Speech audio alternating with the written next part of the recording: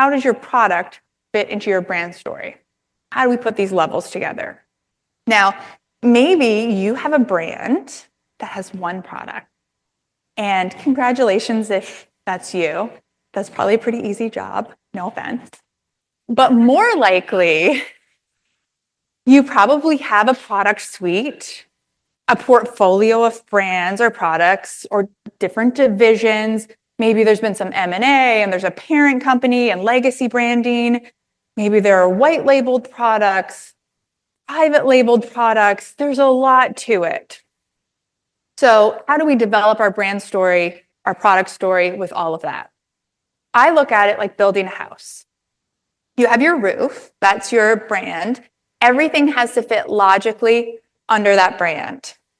Then your floors separate your different brands or different divisions depending on how your company is split up. And then, okay, I did this in Canva, so each floor looks like a room, but use your imagination hat to picture more than one room on each level. I am not a graphic designer, obviously.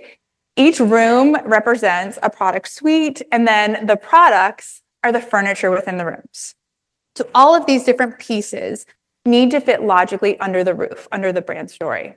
And everyone's looking at this house with a different perspective. You have your people team. They are the real estate agents. They have the Zillow listing, and they're showing you this house and saying, how do I get you in this house today? You have your investors. They're flying over in their private jet. They're looking at the whole landscape. They're saying, how does this house stand out to all the other houses around here? And then you have your clients or your prospects. They're buying the chair and saying, how can I see this in my own house? So each narrative is different, but they should all gel together and again, fit logically under that brand story. And we do that by connecting our brand purpose to our product purpose. So how do we craft our product narratives so our product storytelling fits within the architecture of our story? We'll get a little bit more tactical and go through 3 different approaches to structuring product narratives. First is your functional narrative. It is your New York City apartment of narratives. Sure, your bathtub is in your kitchen, but you know what the bathtub is for. You know what your stove is for. You can still understand from a functional perspective what the product does. Then you go the other end of the spectrum. You have your elaborate, sophisticated, ornate Downton Abbey of product narratives. Now, this one might look a lot nicer than the first one, but that's not to say that it is necessarily better. Because I look at the second one, and it does not align with my lived experience because my children would destroy that room in seconds. And when I look at that, I also think of an example from a B2B SaaS solution that I used to work at, where we had this feature that our clients loved. We had this very slick reporting feature. Any random question that came up from an executive in seconds, they could spin up a dashboard, they could do a PDF export, depending on what type of executive it was. And they were always impressing their bosses. They were always impressing the executive team. They loved this. It consistently showed up as our best feature. I, of course, did my homework, looked at all our competitors. They didn't have anything like this. And I thought, wow, like Yahtzee, did I just win? We have this differentiated value driver that no one else has.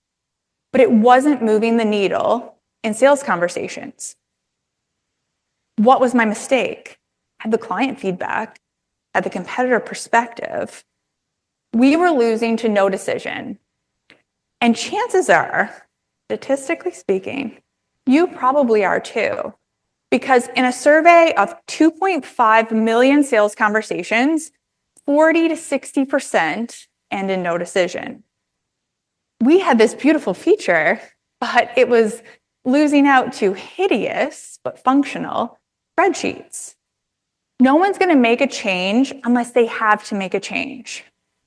And beauty is not a business decision, but it is such an excellent segue into my third product narrative, your customizable Barbie dream house of product narratives. And I did this presentation for my 7-year-old daughter to test it out. She gives very honest feedback. And she told me the worst thing about my presentation was that it was too long. So I tried to take that into account. And the best thing was that I referenced Barbies. So you're enjoying the best part of my presentation right now.